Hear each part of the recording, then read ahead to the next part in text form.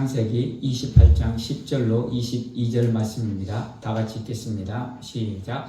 야곱이 브엘세바에서 떠나 하란으로 가더니 한 곳에 이르러는 해가 진지라 거기서 유숙하려고 그곳에 한 돌을 가져다가 베개로 삼고 거기 누워 자더니 꿈에 본즉 사닥다리가 땅 위에 서 있는데 그 꼭대기가 하늘에 닿았고 또 본즉 하나님의 사자들이 그 위에서 오르락 내리락 하고 또 본즉 여호와께서 그 위에 서서 이르시되 나는 여호와니 너의 조부 아브라함의 하나님이요 이삭의 하나님이라 내가 누워있는 땅을 내가 너와 내 자손에게 주리니 내 자손이 땅에 티끌같이 되어 내가 서쪽과 동쪽과 북쪽과 남쪽으로 퍼져나갈지며 땅의 모든 족속이 너와 내 자손으로 말미암아 복을 받으리라. 내가 너와 함께 있어 내가 어디로 가든지 너를 지키며 너를 이끌어 이 땅으로 돌아오게 할지라. 내가 내게 허락한 것을 다 이르기까지 너를 떠나지 아니하리라 하신지라. 야곱이 잠이 깨어 이르되 여호와께서 과연 여기 계시거늘 내가 알지 못하였도다.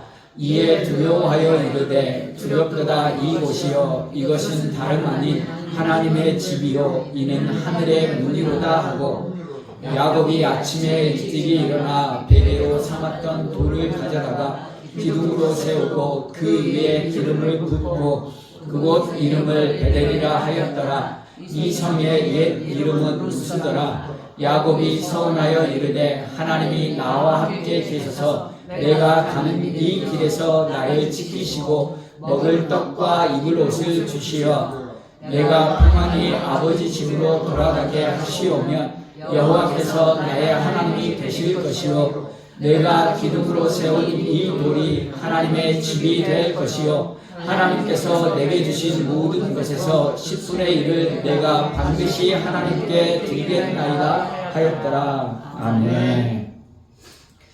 우리가 건물을 지을 때 가장 먼저 뭐를 하죠? 설계도를 뽑습니다.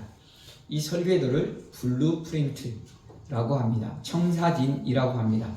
이 블루프린트 청사진은 건물을 어떻게 잘 지을 수 있을 것인가 기반이 되는 것이 바로 청사진입니다. 건물을 지을 때만 청사진이라는 단어를 사용하는 것이 아니라 우리 인생의 어떠한 계획이나 어떠한 앞으로 이루어질 일에 대한 계획도 청사진이라고 이야기합니다. 이 청사진을 우리 그리스도인, 교회 다니는 사람의 언어로 바꾸면 비전입니다. 바꾸고 말하면 청사진이 있다는 것은 우리에게 비전이 있다는 것입니다. 여러분 혹시 비전을 가지고 계십니까? 네. 하나님을 믿는 자는 비전을 가지고 있어야 한다는 사실입니다. 그리고 그 비전이 그냥 허황된 꿈이 아니라 이루어지기 위해서는 지금 그 비전을 위해 내가 무엇을 하고 있느냐가 중요하다는 것입니다.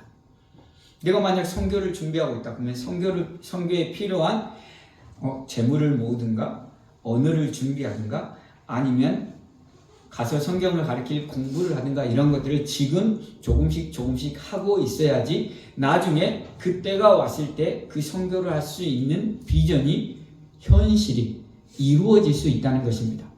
그렇다면 여러분 지금 어떠한 비전을 품고 있습니까? 제가 대학교 때 호주로 배낭여행을 떠났습니다.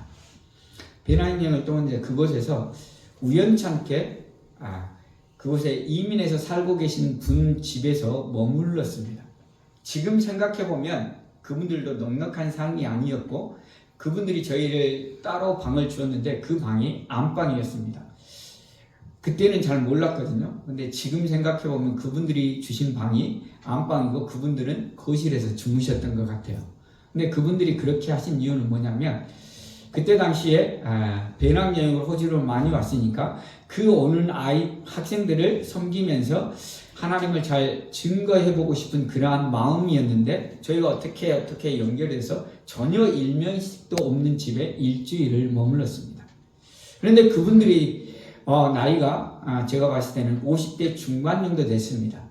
지금의 50대 중반과 30년 전의 50대 중반의 느낌이 아주 다릅니다. 그런데 그분들이 무엇을 계획하고 계셨냐면 원주민들에게 선교를 하기 위해서 언어를 배우고 계셨습니다. 충격이었습니다. 제 모교에 있는 50대 중반의 집사님, 권사님들을 생각하면 그냥 교회에 그냥 주일날 예배 드리고 그걸로 인해서 그냥 천국 가는 것 그것만 이렇게 생각하고 있었는데 그분들은 하나님의 복음을 증거하기 위해서 나이가 50 중반이 넘으셨음에도 불구하고 언어를 배우고 계셨습니다. 그때 충격이었습니다. 나는 어떠한 비전을 가지고 있는가? 하나님께서 나를 어떻게 쓰실 것인가? 목회자가 되기 이전의 모습입니다. 그 이전에도 하나님께서 나를 살려주셨기에 내가 하나님께 나의 삶을 드리겠다는 고백을 했습니다. 그러면서 그분들을 향해서 그분들을 보면서 다시금 비전을 깨닫게 되었다는 사실입니다. 사랑하는 성도 여러분, 비전을 품을 수 있기를 바랍니다. 여러분의 나이가 얼마이든 상관없습니다. 여러분이 가진 것이 무엇이든 상관없습니다. 그 비전을 품고 나아갈 때 하나님이 함께 하시고 하나님이 그 비전을 이루어 주신다는 사실입니다. 그래서 그 비전을 품고 그 비전을 이루기 위해 오늘 나는 무엇을 하고 무엇을 해야 할 것인가를 고민할 수 있기를 바랍니다. 우리가 고민하지 않으면 그냥 우리 이 땅에서 먹고 자고 살고 하는 것에 우리의 인생을 허비할 수밖에 없습니다. 잠깐 우리에게 기쁨을 주는 것에 우리는 모든 시간을 버릴 수밖에 없습니다. 결국 남는 것은 없다는 것입니다. 하나님 나라에 갈 때 영원한 천국에서 열매로 얻어야 될 것 우리가 하나도 가지고 가지 못한다는 사실입니다. 사랑하는 성도 여러분, 천국을 소망하는 만큼 천국을 향해 보화를 쌓아둘 수 있는 열매를 맺을 수 있는 비전을 품을 수 있기를 바랍니다. 아멘. 그리고 오늘 그 비전을 위해 나는 무엇을 해야 되고 무엇을 하고 있는지를 늘 고민할 수 있기를 바랍니다. 고민하지 않으면 우리는 우리의 삶이 흘러가는 대로 생각하며 그렇게 오늘 살고 한 달을 살고 1년을 살고 허망하게 그냥 1년, 2년 살다가 부끄러운 모습으로 하나님 앞에 설 수밖에 없는 우리 인생이라는 사실입니다. 감사한 것은 하나님께서 우리에게 늘 말씀을 통해서 깨닫게 해주시는 은혜를 주신다는 사실입니다. 하나님께서 깨닫게 해주시는 은혜를 주실 때 그 은혜를 부여잡고 우리의 삶으로 그것들을 열매 맺을 수 있기를 바랍니다. 오늘의 이야기는 야곱의 이야기입니다. 야곱은 우리가 너무도 잘 압니다. 하나님이 이삭의 태를 열어주셨습니다. 근데 그 안에 쌍둥이가 있었습니다. 우리가 잘 알듯이 에서와 야곱이 있었습니다.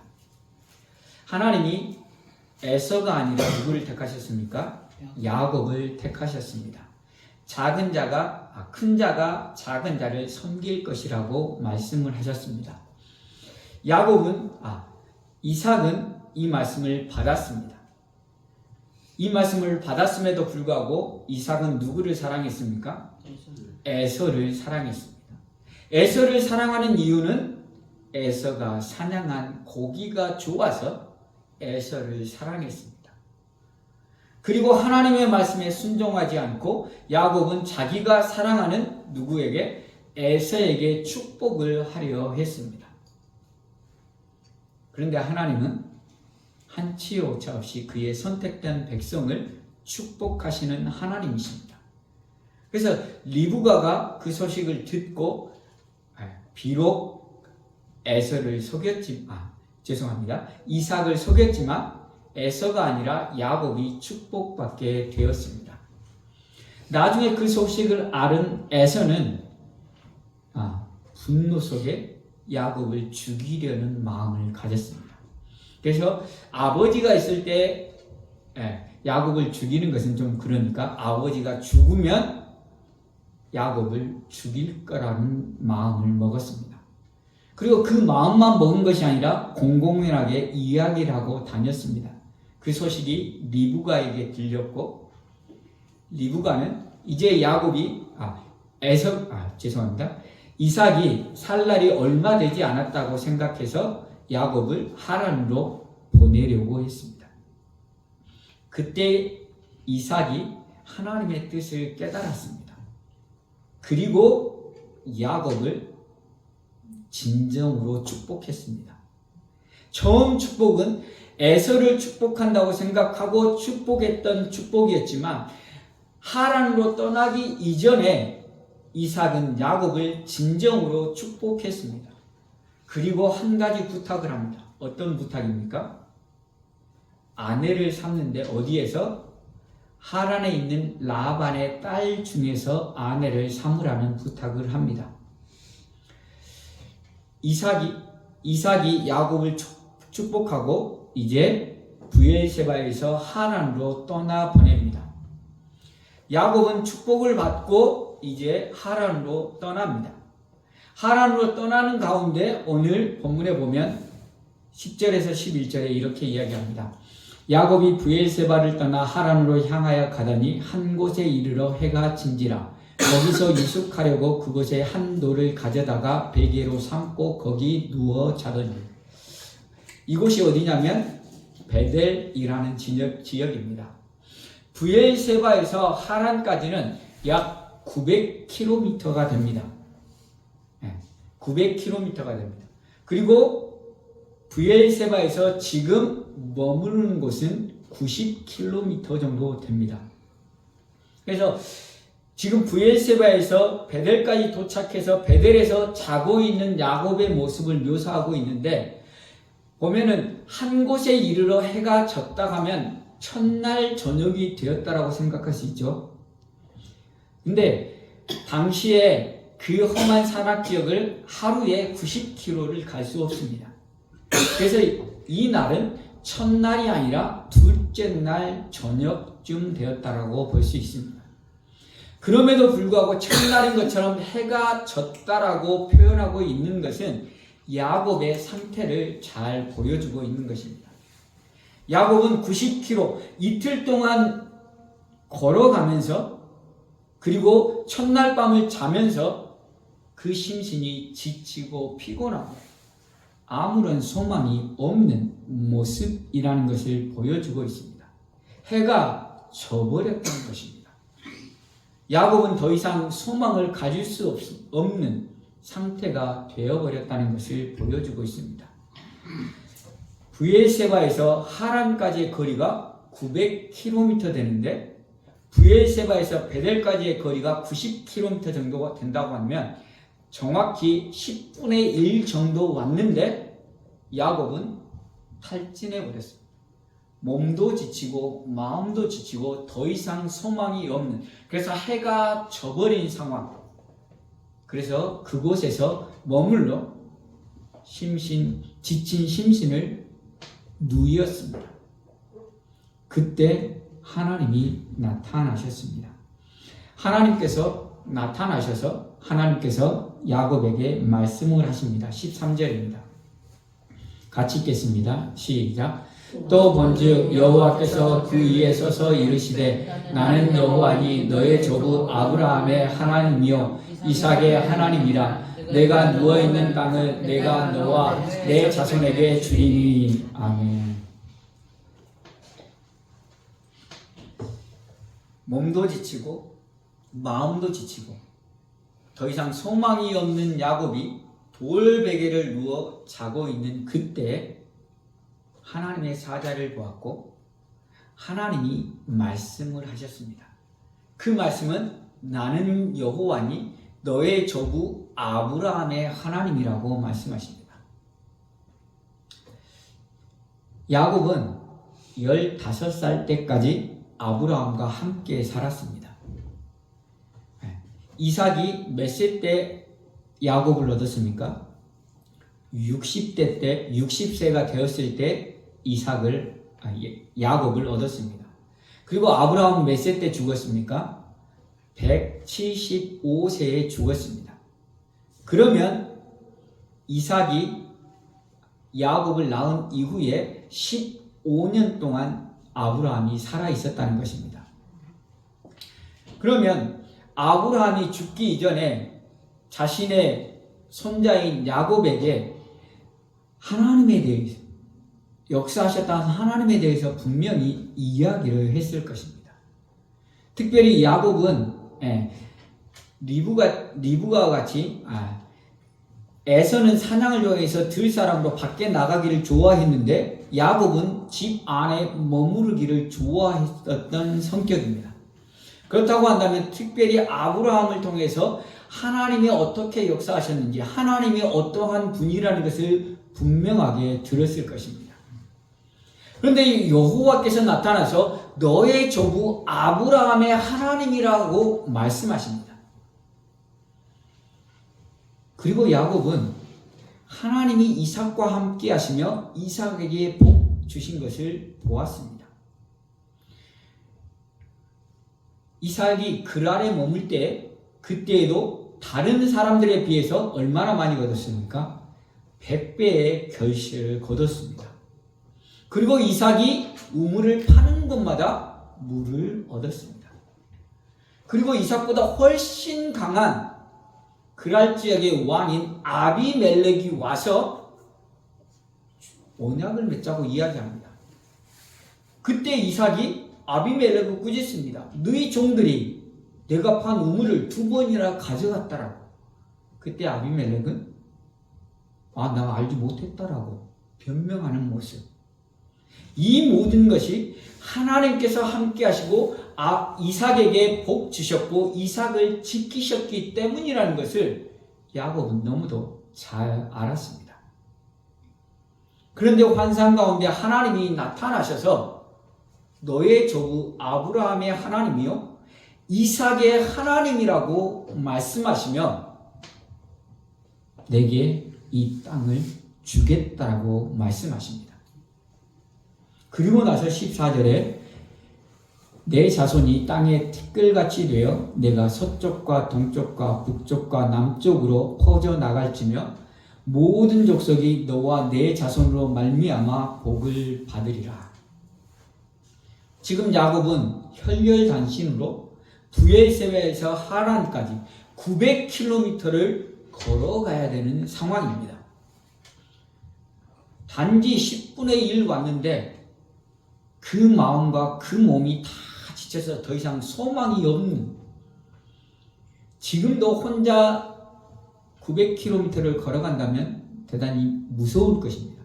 근데 당시에 900km를 혼자 걸어간다는 것은 자신의 생명 또한 담보할 수 없습니다. 가다가 죽을 수 있겠다라는 생각을 할 수밖에 없었을 것입니다. 그런데 하나님께서 나타나셔서 내 조부 아브라함의 하나님이고 이삭의 하나님이다. 그리고 내게 이 땅을 줄 것이다. 뿐만 아니라 내 씨가 서쪽, 동쪽, 북쪽, 남쪽 온 사방으로 퍼져나갈 것이라는 약속의 말씀을 주십니다. 그리고 나서 15절에 이렇게 말씀하십니다. 내가 너와 함께 있어 내가 어디로 가든지 너를 지키며 너를 이끌어 이 땅으로 돌아오게 할지라. 내가 내게 허락한 것을 다 이루기까지 너를 떠나지 아니하리라 하신지라. 아멘. 하나님이 자기와 함께 하신다는 것입니다. 그리고 지켜주시고 보호하시고 다시 이곳으로 돌아오게 하시겠다라고 약속해 주신다는 것입니다. 야곱은 아브라함을 통해서 하나님이 어떠한 분이라는 것을 들었습니다. 그리고 자신의 아버지 이삭과 함께 하시며 이삭에게 복 주시는 하나님이심을 보았습니다. 100배의 열매를 거두게 하시고 가는 곳마다 우물을 파는 곳마다 얻게 하시고 그리고 그 지역의 왕이었던 아비멜렉 그 위험 속에서도 지켜주심으로 말미암아서 아비멜렉이 해코지 못하고 도리어 와서 우리와 언약하자. 그리고 너는 나를 공격하지 말라라고 언약을 맺게 하시는 하나님을 야곱은 보았습니다. 그리고 그 하나님이 야곱에게 나타나셔서 내가 너를 지켜주겠다. 내가 너와 함께 할 것이다. 그리고 내가 너로 이곳으로 다시 돌아오게 할 것이라고 말씀하십니다. 그럴 때 야곱이 이렇게 고백합니다. 야곱이 잠이 깨어 이르되 여호와께서 과연 여기 계시거늘 내가 알지 못하였도다. 하나님이 나와 함께 여기 계시고 나와 함께 계시면 나를 지키시고 보호하심에도 불구하고 내가 그것을 알지 못했다는 것입니다.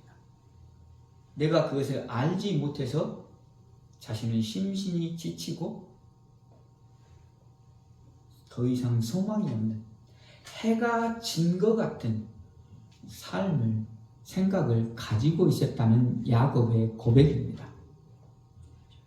당연히 혼자 90km를 사막과 같은 거리를 걸어서 들판에서 잠은 제대로 잘 수도 없었을 것입니다.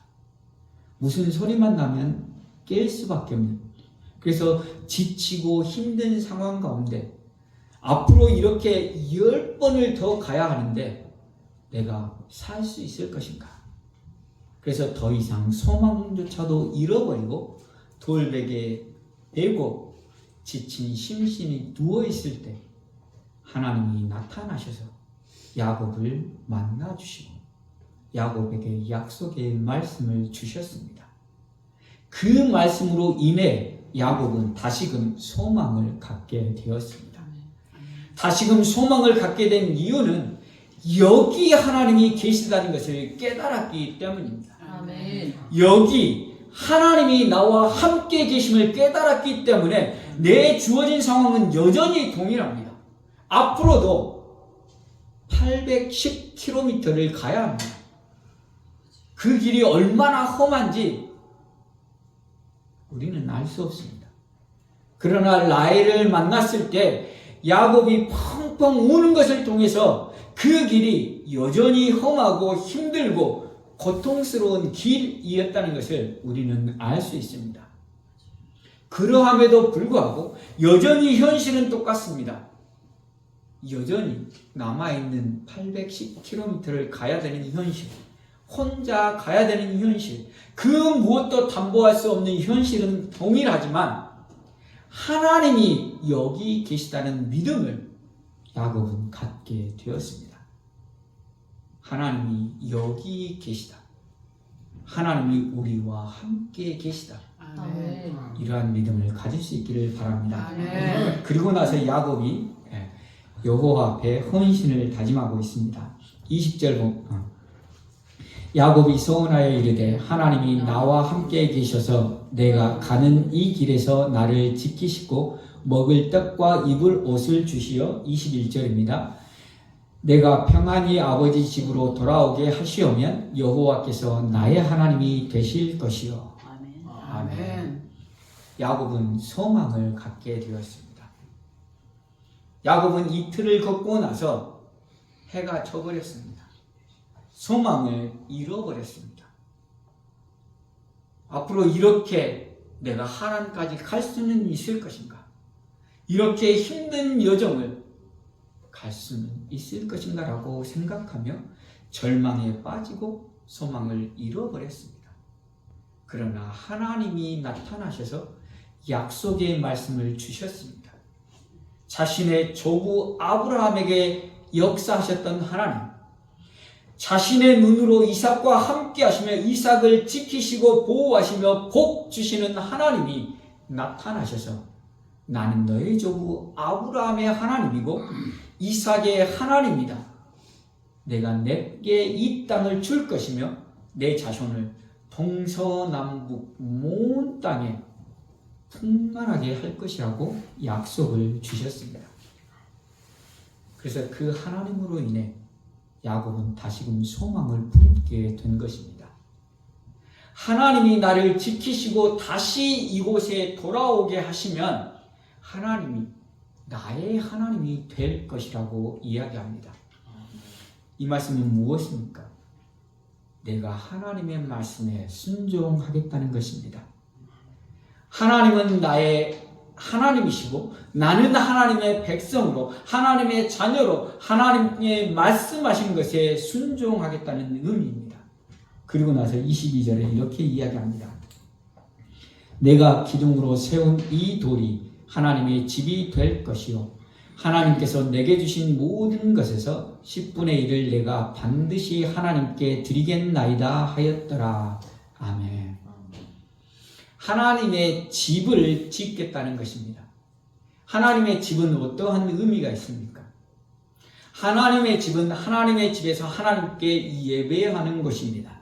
하나님께 제사하는 것입니다. 집을 짓는다는 것은 계속해서 하나님을 예배하는 삶을 살겠다는 의미입니다.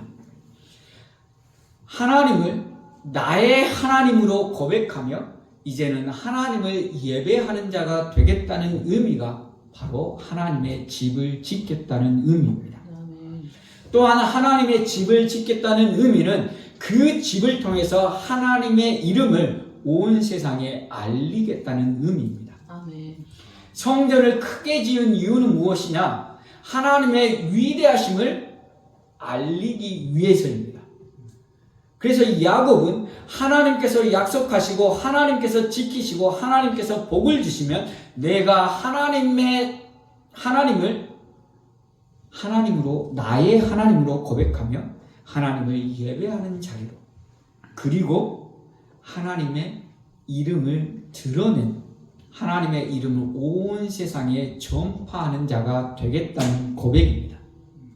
그리고 나서 모든 것에서 10분의 1을 내가 반드시 하나님께 드리겠나이다라고 고백합니다. 이 고백은 나의 가진 것을 하나님 앞에 헌신해서 예배하며 하나님의 이름을 드러내는데 반드시 사용하겠다는 의미입니다.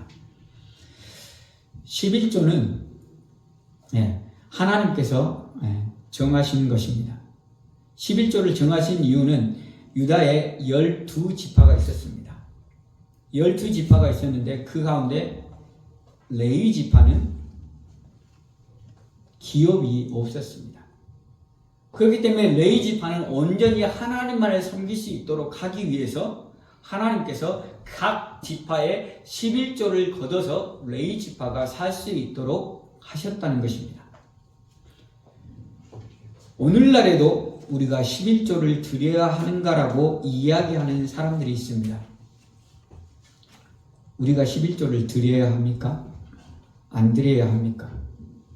이거는 정확히 10분의 1이라는 의미보다 모든 것이 하나님께로부터 왔다는 고백이며 이것을 통해서 하나님께 예배하고 이것을 통해서 하나님의 이름이 선포되는데 우리의 재원을 드리겠다는 믿음의 고백이라는 사실입니다.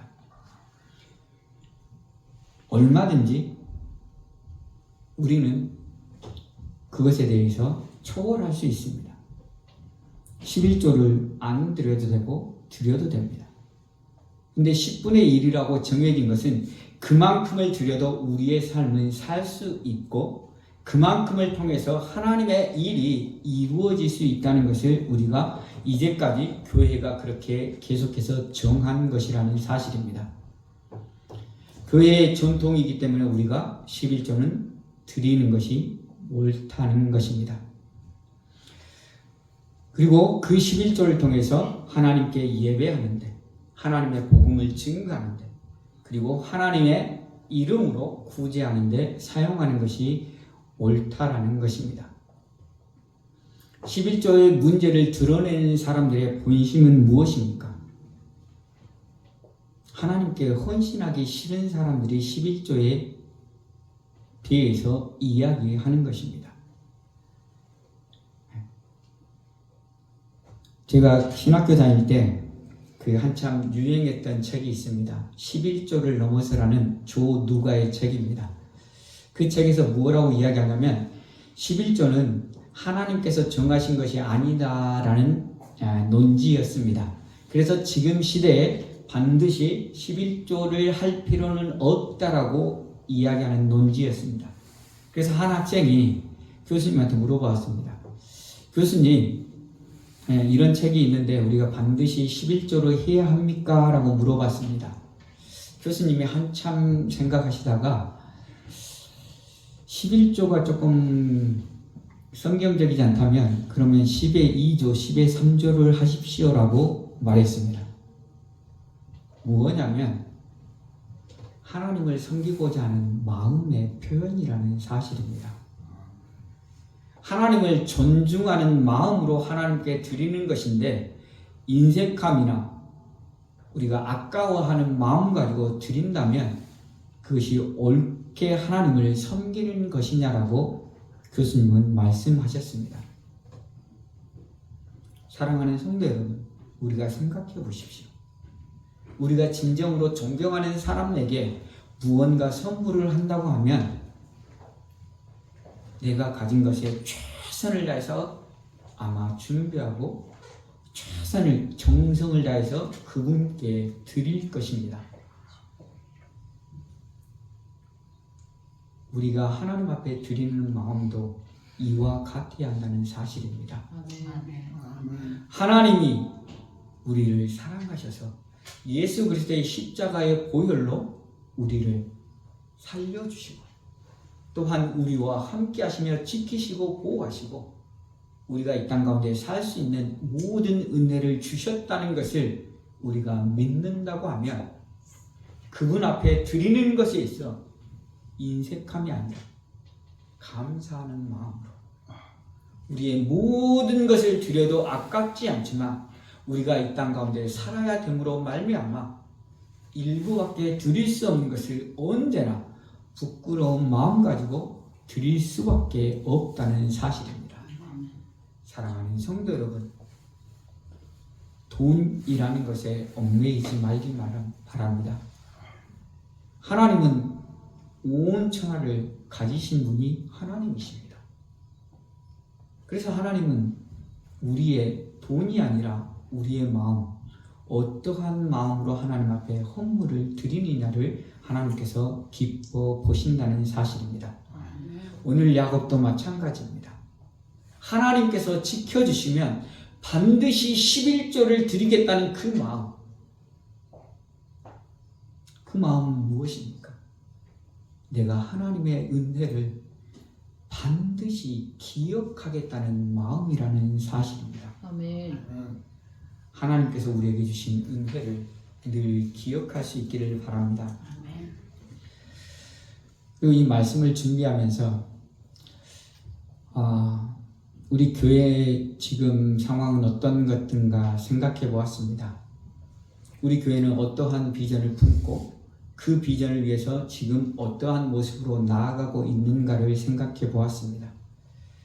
지금 야곱이 베델에서 해가 져서 돌베개에 베고 자는 것처럼 우리도 지치고 힘들어서 비전을 품고 있지만 그 비전의 삶을 살고 있지 못하는 우리의 모습이라는 생각을 해보았습니다. 우리가 신년에 여러 가지 계획들을 했습니다.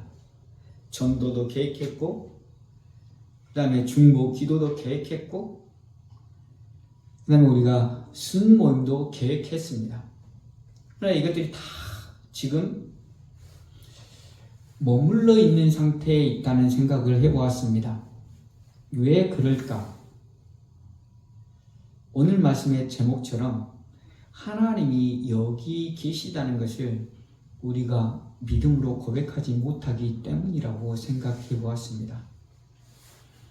우리 마음 가운데 비전이 있는데 하나님께서 우리와 함께 하셔서 우리의 비전을 이루어 주시는 분이 하나님이기 때문에 우리가 최선을 다해서 하나님 앞에 드려지고 최선을 다해서 하나님의 일에 순종하며 나아가는 우리의 모습이 없기 때문이 아닌가 생각해 보았습니다. 사랑하는 성도 여러분, 우리 안에 다시금 이러한 믿음이 있기를 바랍니다. 하나님이 여기 계시다는 믿음으로 우리의 삶이 회복되는 은혜가 있기를 바랍니다. 그래서 하나님께서 우리에게 주신 비전들이 우리의 삶을 통해서 이루어질 수 있기를 간절히 소원합니다. 저 자신부터 하나님이 여기 계시다는 것들을 생각하며 조금 더 헌신하고 조금 더 믿음으로 나아가서 하나님께서 우리에게 주신 비전들을 이루어 나갈 수 있기를 바랍니다. 그 비전들을 이루기에 오늘 야곱이 고백했던 것처럼 반드시 드리겠다는 결단이 있기를 바랍니다. 반드시 드리겠다. 절망 가운데 있던 야곱에게 찾아오셔서 나는 너의 조부 아브라함의 하나님이고 이삭의 하나님이다. 너의 삶이 힘들고 어려울지라도 내가 너와 함께하며 너를 지키고 보호하며 영원한 천국으로 인도해 주실 하나님의 사랑을 믿는 믿음으로 나아갈 수 있기를 바랍니다.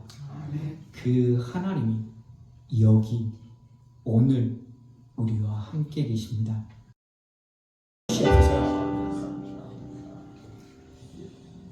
하나님 감사합니다. 야곱을 통해서 여기 계신 하나님을 다시금 깨닫게 하시니 감사합니다. 야곱은 베델에서 몸이 지치고 힘들어 그 마음조차 무너져 소망을 잃어버렸습니다. 그러나 하나님이 찾아오셔서 야곱을 만나주셨고 아브라함의 하나님, 이삭의 하나님 다시금 야곱에게 약속을 주셨습니다. 하나님이 만나주셨을 때 야곱은 하나님이 여기 계시다는 것을 깨닫는 믿음 가지고 다시금 일어나 나아갈 수 있었습니다. 그리고 하나님이 나의 하나님이 되실 것이라는 고백으로 하나님의 전을 짓고 하나님께 예배하며 하나님의 이름을 선포하기로 결단하고 나아가고 있습니다. 그리고 반드시 나의 것으로 하나님께 드리겠다라고 고백하며 나아갑니다. 하나님, 우리도 야곱의 믿음을 본받기 원합니다. 여기 계신 하나님을 만나는 은혜를 허락하여 주시옵소서. 하나님이 우리를 사랑하사 예수 그리스도의 십자가로 구원하시고 우리를 한치 오차 없이 인도하시고 지켜주신 은혜를 기억하게 하여 주시옵소서. 그리고 오늘 우리의 삶의 현장 가운데서 여기 계시는 하나님, 나와 함께 하시는 하나님을 깨닫는 은혜를 주시옵소서. 그래서 아버지 하나님, 우리가 하나님을 향한 비전을 품게 하시고 그 비전을 이루기 위해 오늘 나는 무엇을 해야 하고 무엇을 했는가를 늘 고민하며 기도하게 하여 주시옵소서. 그래서 우리의 삶을 통해서 하나님이 기뻐하시는 열매가 주렁주렁 맺어질 수 있도록 은혜 베풀어 주시옵소서. 이러한 은혜 베푸실 하나님께 감사하며 예수 그리스도의 이름으로 기도하옵나이다. 아멘.